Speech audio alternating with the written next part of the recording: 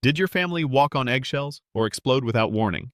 Tom leaned back in his chair, his shirt stretched tight across a belly that hadn't seen a treadmill in a decade, and with the confidence of a man who'd never once been challenged in this house, he reached for another deviled egg, smirking like he was about to deliver a punchline he'd rehearsed all week. His voice, louder than necessary, rolled across the Easter table like thunder in a clear sky. "So, Maggie," he said, grinning, "you still doing that little laptop thing, or did you finally decide to get a real job?" The pause that followed wasn't silence, it was surrender. It was the same pause I'd heard every Easter for the past 10 years, the quiet vacuum where someone could speak up but doesn't, where laughter threatens to bubble but chokes instead. Replaced by a few awkward chuckles and the rustling of napkins pretending to wipe mouths that had nothing to say. I looked around the table and caught the usual suspects.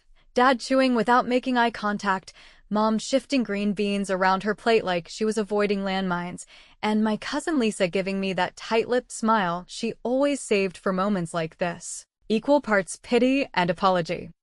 I could have snapped back. I could have thrown numbers at him, or headlines, or the fact that my little laptop thing had paid for the medical bills he didn't even know Grandma had last year. But I didn't. I just smiled. Because this time, I didn't need to say a damn word. He waited, of course. He always did. Like a dog expecting a reaction, he gave me just enough rope to either hang myself or bark back. "Still doing, what is it?" "Consulting," he said, twisting the word like it had a bad smell. "Is that just code for sitting in your pajamas while someone else pays your rent?" Mom laughed. A little too loudly. That one stung more than anything he said. I tilted my head slightly, still smiling, but something must have flickered across my face because Lisa leaned forward, opening her mouth to speak, before deciding better of it. She knew, like I did, that defending me in front of Tom was like trying to blow out a wildfire with a drinking straw. Pointless. Exhausting. And honestly, not worth the breath. That's the thing about family. When they've known you since you were in diapers, they get stuck in this version of you that no longer exists. To Tom, I was still the kid who dropped out of pre-law, still the weirdo who left town to chase some tech thing in Seattle, who didn't marry, didn't settle down, didn't have the mortgage or the SUV or the Instagrammable kids. In his eyes, I was unfinished. Ungrounded. A disappointment he could decorate with sarcasm once a year over ham and potatoes. But not today. Not anymore. Across from me, in her floral sweater and pearls, Grandma Ruth cleared her throat softly, tapping her spoon against her water glass. Not the delicate time for a toast tap, but the slow, deliberate clang of someone about to speak and wanting no one to miss it. She looked straight at Tom, adjusted her glasses, and with the casual precision only an old woman could carry, asked, and remind me again, "Tom, what's the name of your business?" "The full name, please." Tom blinked.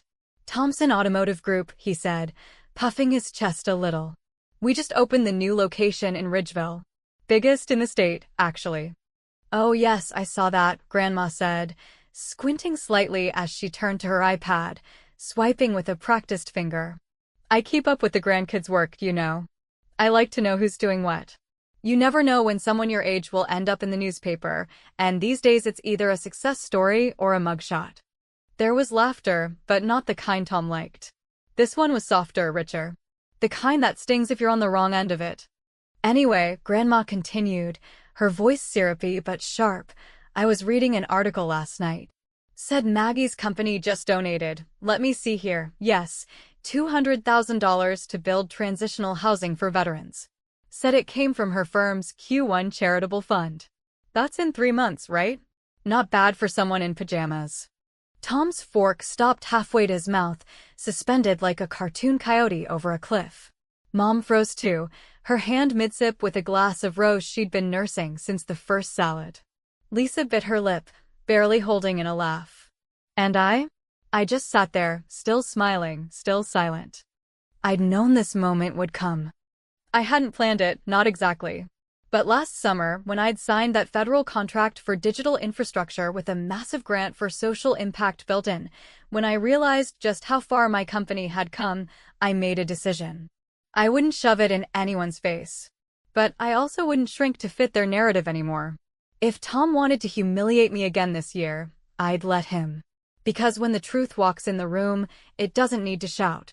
It just stands there, quietly rearranging everything. Tom laughed, but it was hollow this time. Oh, come on, Grandma. Don't believe everything you read online. You know how the media spins things. But Grandma wasn't looking at him anymore. She was still reading. Still scrolling. No spin, she said. Says here you gave $85,000 to local high school sports boosters. That's nice too. But it does make me wonder how Maggie's firm, with 5 employees and no buildings, managed to outdonate a business with 3 dealerships, 40 staff, and $1 million advertising budget. Silence again. This one heavier. Thicker. And I sat in it, breathing it in like fresh air after years of biting my tongue. Tom looked around the table like he was searching for backup, but even Dad had leaned back in his chair, eyes now fixed on the iPad like it held something holy. There was a strange comfort in that silence. Not vindictive. Not cruel. Just peaceful. Like I'd finally been heard, not because I shouted, but because someone else finally did. And the best part? This was only the beginning. You could say it's tradition by now, the mockery, the smirks, the tired jokes about my job that never quite land but always hang in the air long enough to stain the tablecloth like spilled gravy. Tom's Easter routine had become as dependable as Mom's dry ham and the chipped ceramic bunny centerpiece that's older than both of us. But what most of them never realized, what no one dared say out loud, was that these jabs weren't just about my job, my choices, or the fact that I never settled down. They were about power. They were about roles. And in our family, once a role is assigned, it sticks like glue, even if the original mold has long since cracked and disintegrated. For as long as I can remember, Tom has been the golden boy, the loud one with the expensive toys and the booming laugh, the first to buy a house, the first to have a kid, the first to slap down a check for Mom and Dad's anniversary cruise with the sort of self-satisfaction that radiated off him like car dealership cologne. And me? I was the weird one, the quiet one, the smart one who everyone assumed would end up in law school or medical school or some job where you wore a blazer and collected initials after your name. But instead, I veered off course. I quit a prestigious internship, moved to the Pacific Northwest, and started working in something no one at that table could even define. To them, I disappeared. I became a myth. A polite shrug at Christmas. A punchline at Easter. I remember one Easter, maybe 6 or 7 years ago now, when I brought a bottle of wine I'd picked up on a trip to Napa, something I'd been saving for months. I thought it would be a nice gesture, maybe a little peace offering for a family that never quite knew what to do with me. I handed it to Mom, who looked at the label, smiled politely, and then tucked it behind the jug of grocery store sangria Tom had brought. Later that night, she opened his and poured it proudly, telling everyone how fancy her son was with his taste. My bottle stayed corked until I found it, still untouched, the following year, pushed behind the old fondue set in the cabinet under the sink. But that's how it always was. Tom would brag about his new showroom floor and how many trucks he'd moved in a week, and Mom would beam like he'd just won a Nobel. I could have told them about how I helped redesign a digital system for a nonprofit that feeds 500 children a day, but that would have just sounded like bragging or worse, confusing. To them, if you couldn't see it parked in a driveway, wear it on your wrist, or describe it in 10 words or less, it didn't count. It wasn't real. So over the years, I learned to let the comments roll off me like rain on vinyl. I played my role.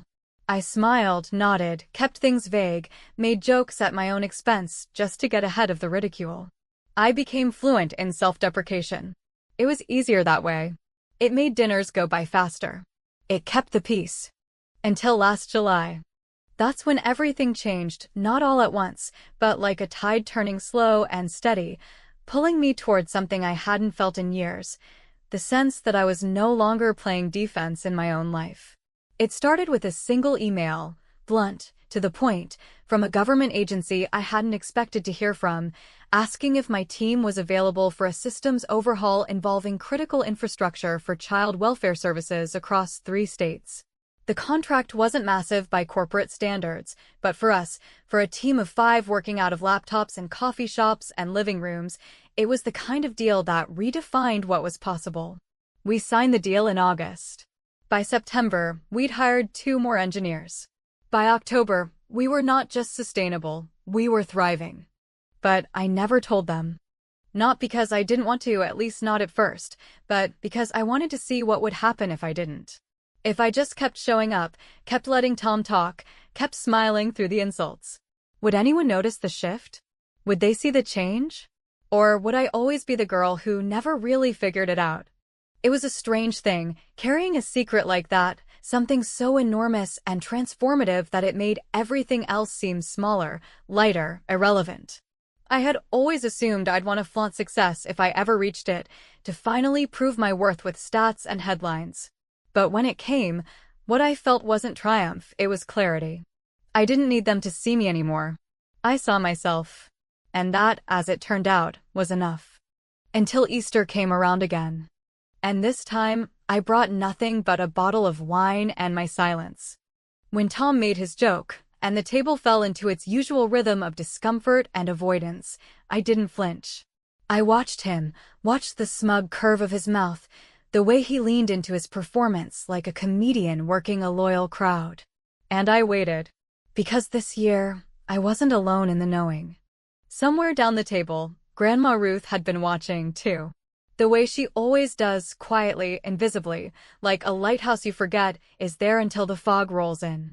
She never says much these days, not since her hearing started to go and her patience for nonsense got thinner than parchment. But she's sharp, sharper than anyone gives her credit for. And over the past year, we'd talked. Just a few times, and never about work directly. But she asked questions. She read articles. She subscribed to newsletters.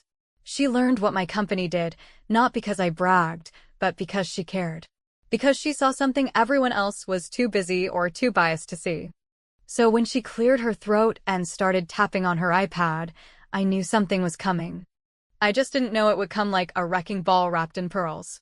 And when she asked Tom to repeat the name of his business, calm, curious, like she was just trying to remember, I could see the faintest flicker of confusion cross his face. Not fear. Not yet. But something close to uncertainty. Like a dog hearing a sound it doesn't understand. He answered, proud as ever, puffing out his chest like it was still 1998, and he was king of the cul-de-sac. And then she read. And I sat there, listening, watching, breathing slowly through my nose as the temperature in the room dropped 10 degrees. Because the humiliation he'd so carefully sculpted for me year after year was about to collapse in on itself. Not with a bang, but with a single undeniable fact. For a moment, it felt as if the air itself had thickened, as if every molecule in that dining room was suddenly holding its breath, waiting for the next sound to break the suspension.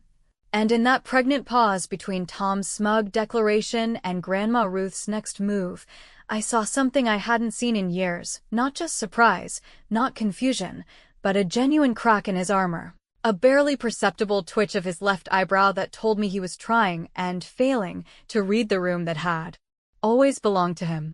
It had been years since anyone had challenged him in this house, longer still since anyone did it with precision and dignity, rather than flustered defensiveness. And certainly not from someone who wore orthotic shoes and carried an iPad like it was an ancient artifact of unknown power. Grandma's voice, though quieter than it used to be, still carried that same matter-of-fact authority that once silenced tantrums in toddlers and sarcasm in teenagers. She cleared her throat again, tapped the iPad one more time, deliberate, focused, and then adjusted her glasses with the slow, mechanical grace of someone who didn't need to rush, because she already knew where this was going. Says here, she began, her finger resting lightly on the screen as her eyes skimmed across it, that a company named Kinetic Roots, based out of Seattle, recently funded transitional housing developments in 3 counties, provided back and tech support to over a dozen nonprofit organizations, and donated $200,000 to veteran mental health initiatives.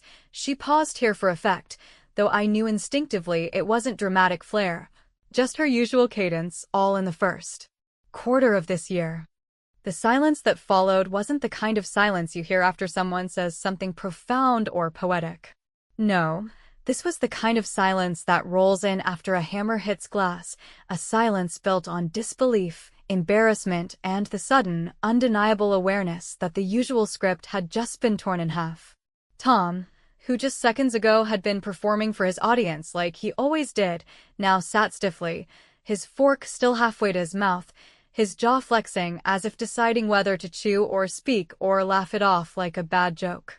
And I watched with a calm I didn't expect to feel, because after all the years of swallowing my pride and folding myself smaller to fit into their narrow expectations, I didn't feel triumphant. I felt tired, but in a good way. Like finally laying down a weight I'd carried too long.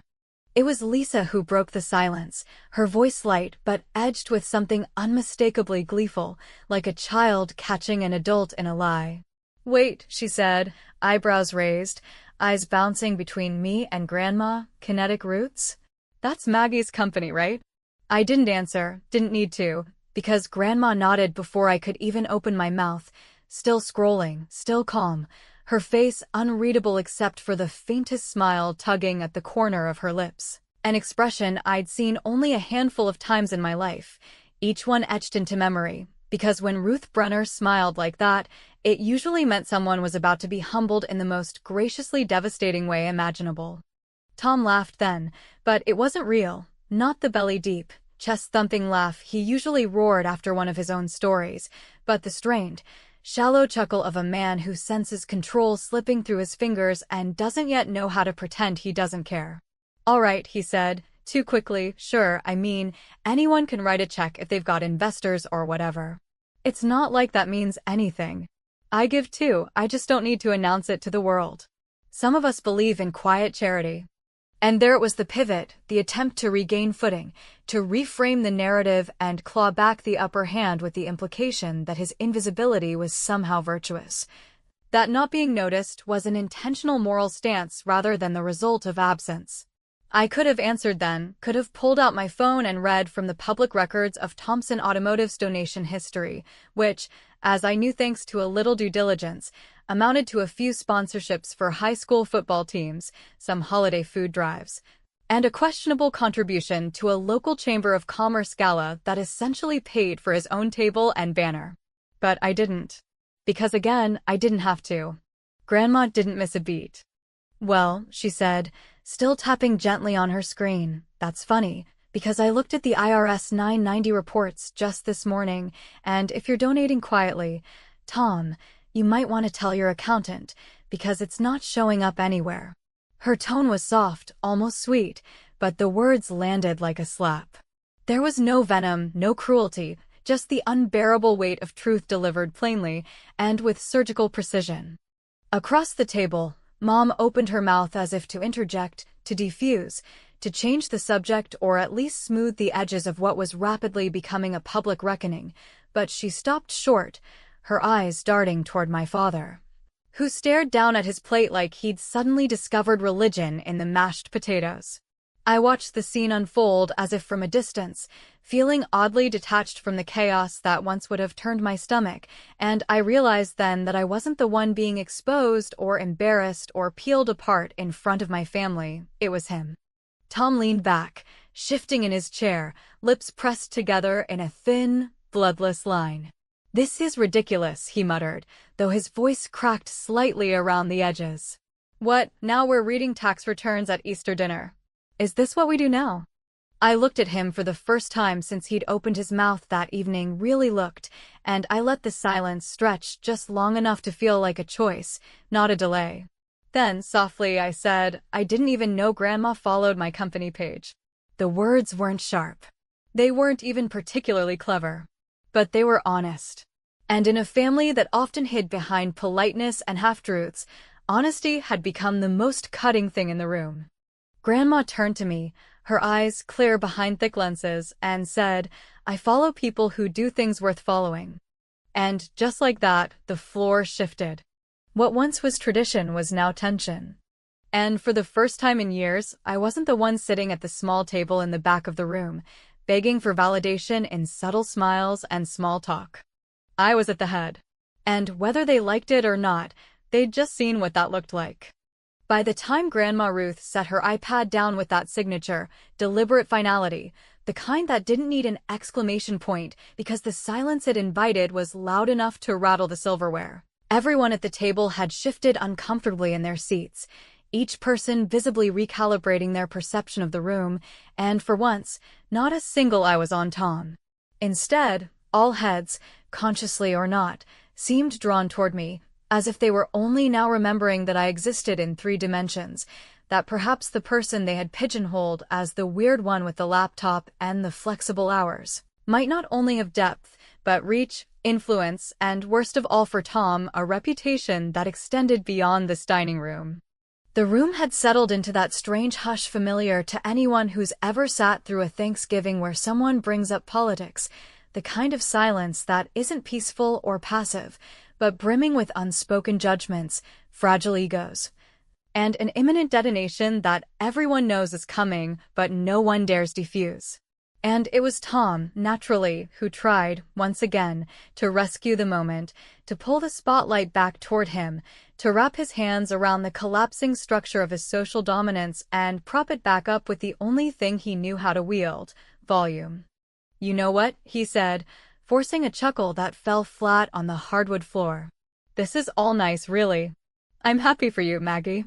I didn't realize your little project got that big. But come on, we're talking donations and headlines like they're the measure of a life. At the end of the day, you build websites or whatever, and I sell trucks to working people who need them to feed their families.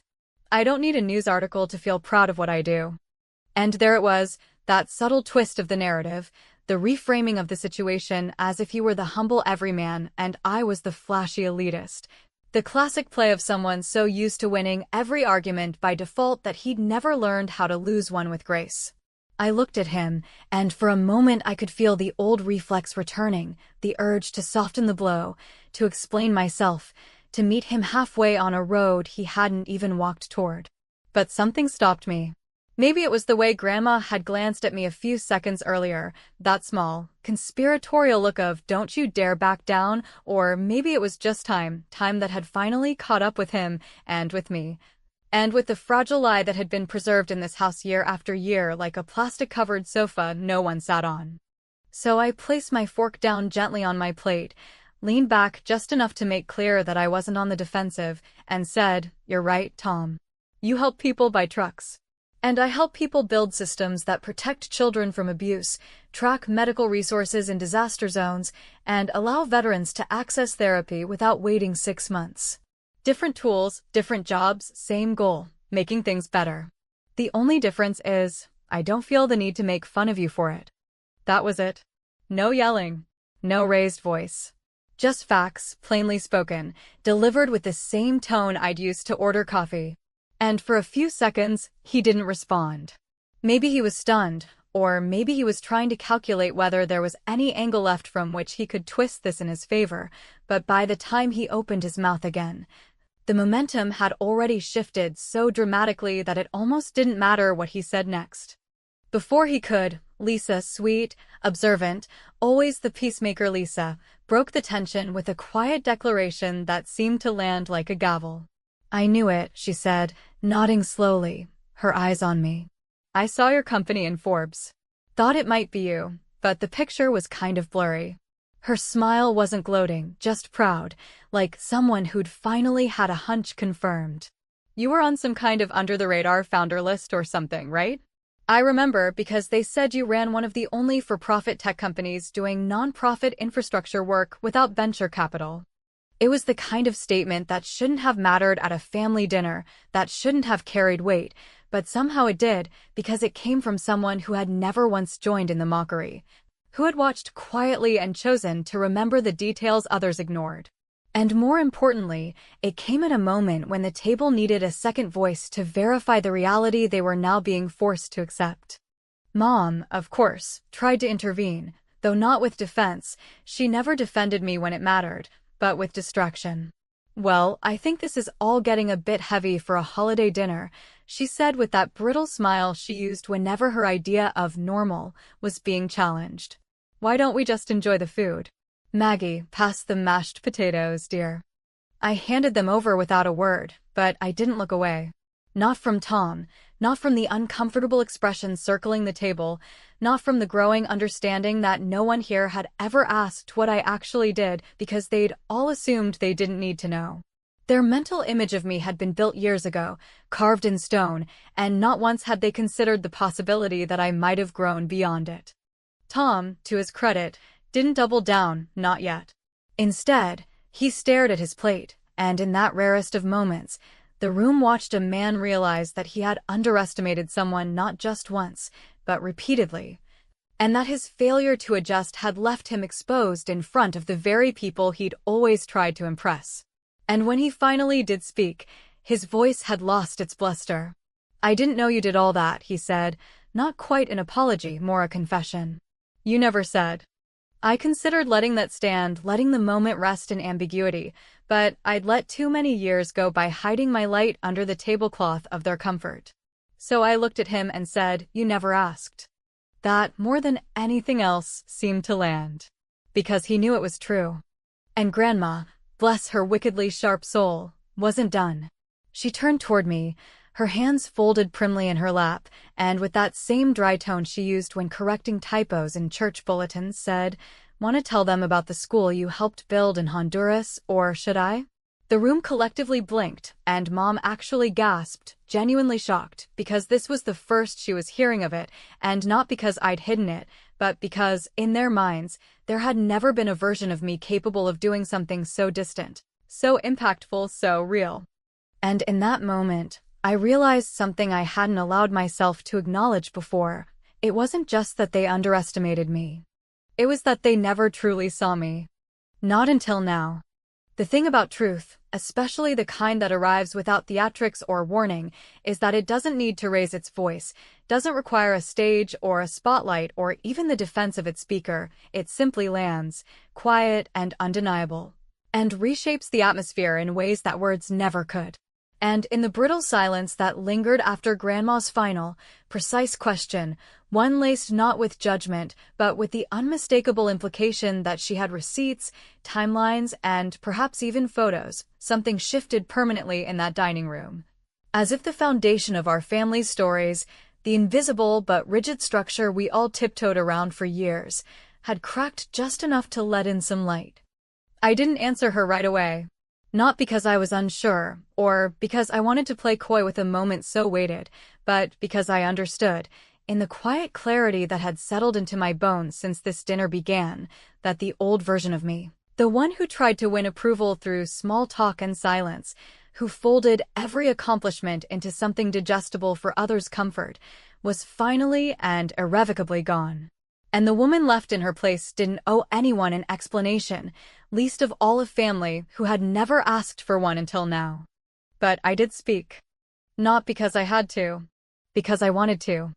"I didn't build it," I said, my voice steady, measured, warm even, like a slow pour of coffee on a cold morning. "I funded it. Helped design the framework for the curriculum, matched them with partners in 3 cities, and made sure the teachers had digital tools they could actually use in a classroom where the power goes out twice a day."